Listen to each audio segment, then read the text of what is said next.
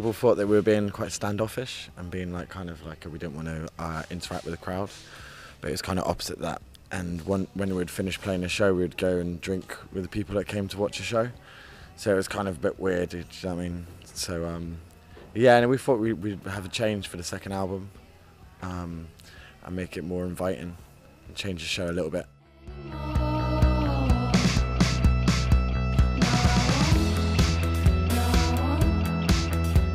We were living in like a Georgian squat, like an old house, and it didn't have a back door, and it was freezing cold, and the water stopped working on the level. So eventually, the ground floor was the only floor that the water worked in, and we didn't have a front door for a while as well. And it was like in quite a rough part of London, but we were just like had a rehearsal room in the basement, and yeah. So Is Tropical was the idea of escapism.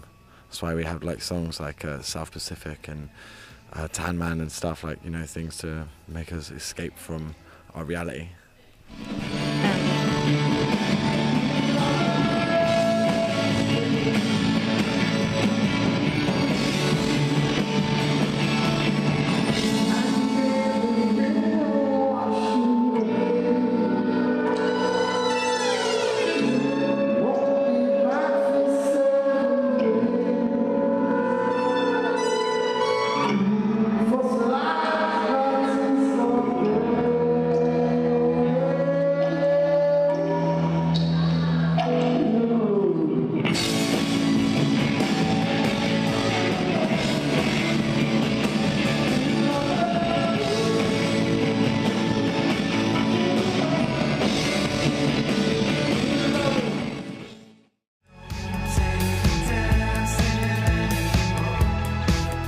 Yeah, but then we did the classic thing where most of the songs, when say if the lyrics were depressing, then, you know, you'd have the music that was kind of uplifting, the kind of juxtaposition of the both. You know, like the Lou Reed song, Such a Perfect Day. Like the actual lyrics are like positive, right? Such a perfect day.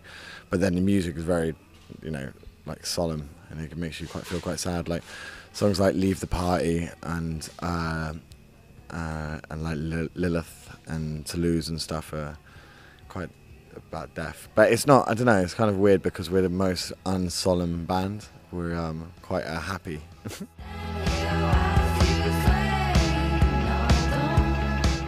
It's quite interesting writing music when you're high. We were playing in Toulouse, like where the song was written, and me and Gary accidentally did far too much LSD, and we got kind of stuck into a trip for a good 20 hours, and it was quite bad because we had to go to a new show to play a gig. So it was yeah, it's good to kind of like, I don't know, expand your mind, right? It's good to kind of numb yourself also. I guess there's different drugs for different things. Hopefully tonight we can find some ecstasy.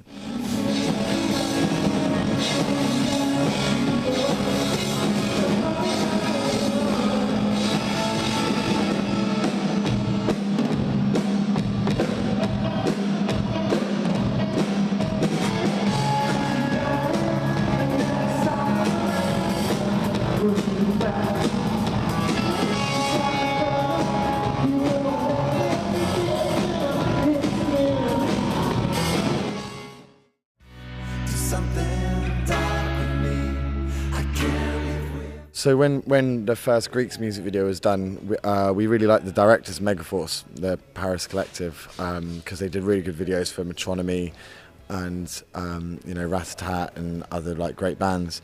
So when we met them, we kept on like being like, oh yeah, no, come on, make a video for us.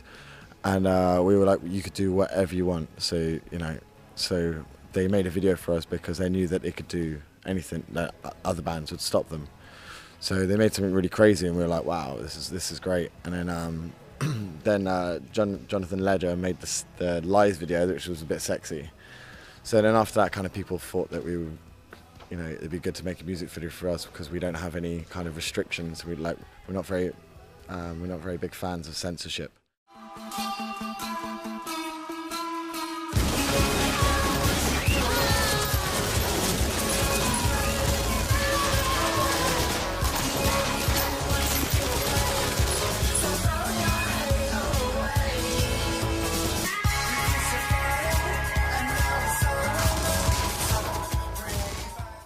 They were doing, you know, adverts for TV and stuff, and they had lots of restriction there.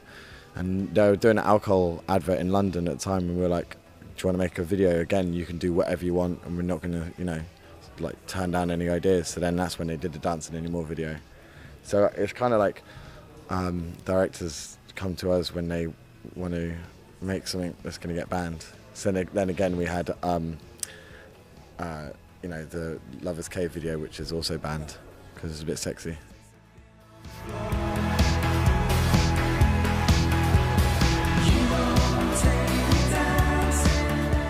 We were trying to think of how what sort of app we could do, and we had an idea to do like a 70s porn app, where it'd just be like a filter on your camera phone. So when you start filming you and your partner or whoever having sex, it would make it look a bit like a 70s film, and it would play one of our songs over the top, but like kind of like a funk version, like like the old porn films. But I don't know, the crossover. In Italy you have that, right? You have that politician that used to be a porn star that was married to Jeff Koons. What's the name? Cicciolina. Yeah. Yeah, so I guess you're used to that, right? And then there's something called, there's a woman, there was a girl, Amy Fisher, in New York. And she ended up killing, like, out of jealousy, her love rival. And she recently become a porn star. But I don't think any of us were going to start doing porn soon.